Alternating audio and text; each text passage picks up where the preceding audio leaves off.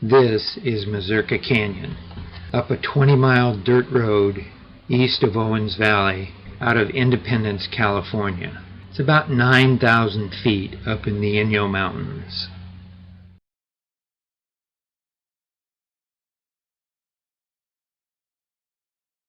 The objective of this adventure was a unique photographic opportunity.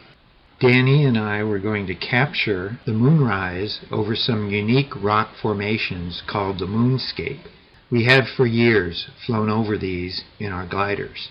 It required a 2-mile cross-country hike to the moonscape, doing our photography, and then a hike out by moonlight.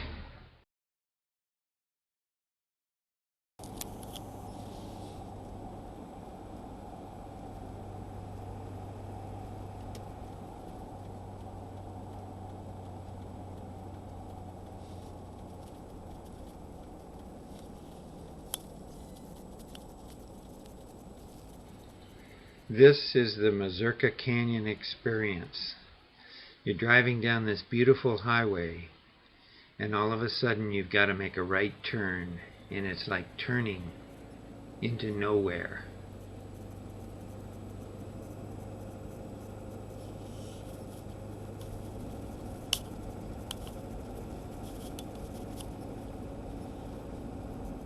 Let me consult my magic book. In 1/4 mile, turn left.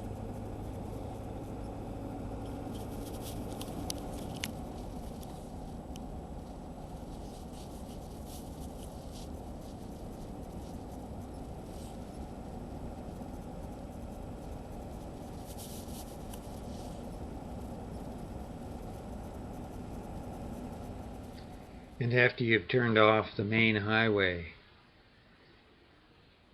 Darth, the voice in my GPS, keeps trying to tell me that I'm going in the middle of nowhere as we begin our voyage on the dirt road.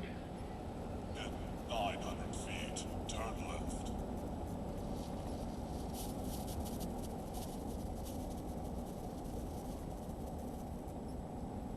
Turn left.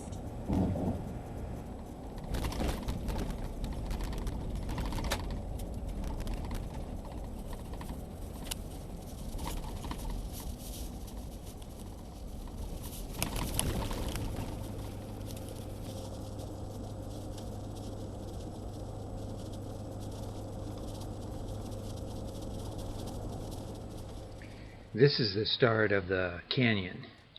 As you can see, it's pretty wide open here. Lots of desert scrub. But look at those clouds starting on the tops of those peaks.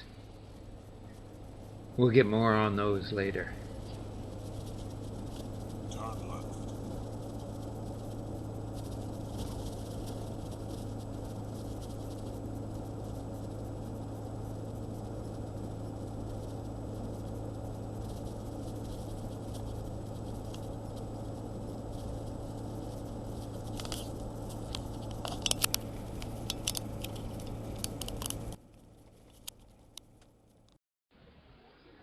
This is the view we got when we reached the saddle at about 8,700 feet.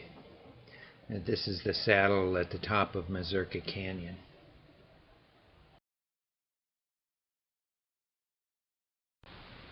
Immediately when we got to the top there, we started our walk into the moonscape with our camera gear and everything.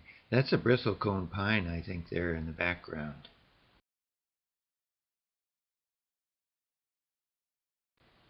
The walk in was tough going. The ground was steeper than we had thought. And look at those clouds building in the background.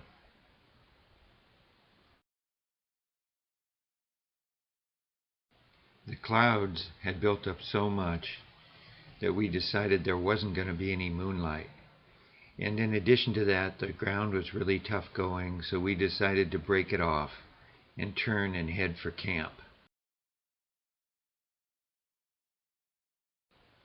And as we approached the vehicles back down on the saddle, This is what we were looking at in terms of the buildup of the clouds. It was really looking dark. Not long after that, the skies opened up and a big thunderstorm came right over us and started dumping rain. Luckily, it did not last very long and just provided a little wetness to the ground. So the next morning, we awoke to a beautiful blue sky and just enjoyed our camp for a bit. This is a 360-degree view from our camp, and you can see this starts out looking at Mount Wacoba there and moves to the south, just kind of panning around, looking down the canyon, and then it moves towards the east where the sun has gradually come up. And then a little towards our direction of our hike, which was northeast from here, and then finally to the north again for the view.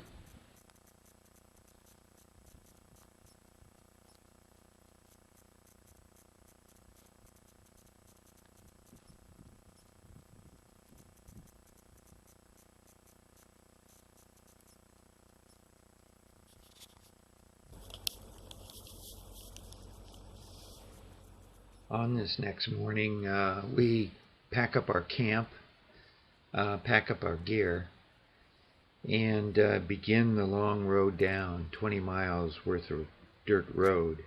We still haven't seen any other people up here. I mean, it's terribly remote. Not many animals. In fact, I can't recall seeing any other animals up here. But we have seen around our camp and have collected just a whole bunch of chips of obsidian. So it must be that early peoples have visited this area in the past.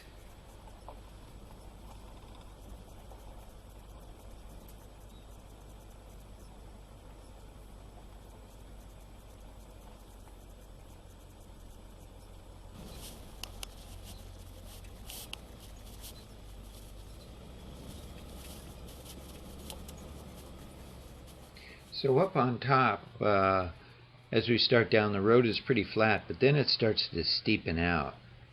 And as we go down this one section, it's about time to make a stop and switch it into four-wheel drive. I don't think this video gives you the degree of amplitude in terms of some of these grades. They are pretty steep, even though the video may not show that. So we just keep going here.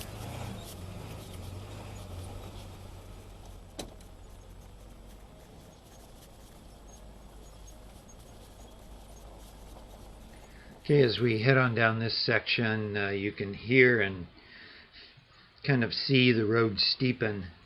This happened to be a real pretty section of the road, even though it was steep. A lot of junipers around close to it, and pretty thick as well in here.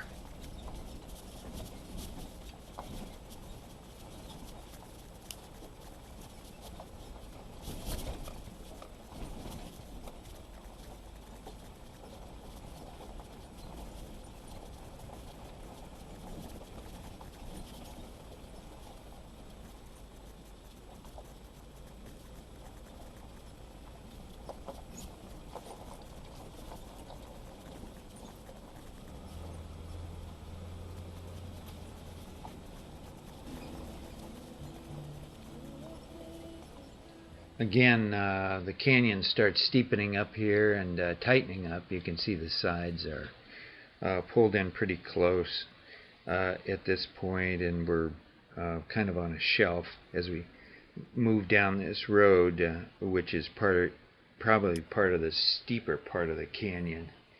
But it's a good little route in through here, and enjoyable if you just put it in low. We're in the lower part of the canyon now, coming out of the junipers, and won't be too much longer until we get down to the flats. But we still have not seen another person up here. It's amazing. It's a very remote area and very peaceful. The rain did not do much damage last night. There were a few puddles in the road that we crossed, but basically it just got the ground wet. And made a nice drive down, really. And we're lucky we didn't have any vehicle problems too our remaining trip down.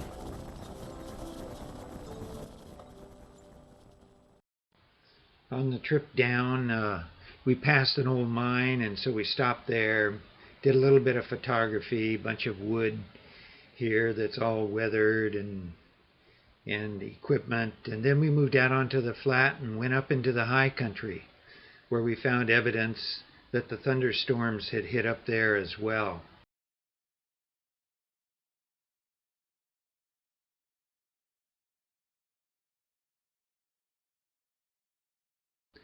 We got to this spot about sundown or a little before, and the sun was just making all these beautiful colors.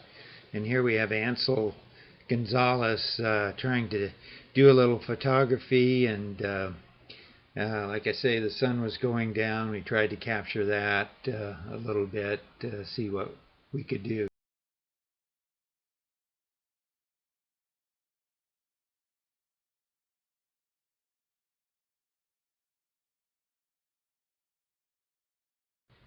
And finally, just as the sun was going down, we had this thunderstorm out towards the north over Glass Mountain, and it was just cycling and changing colors, and we had a great time trying to capture our final pictures of the day.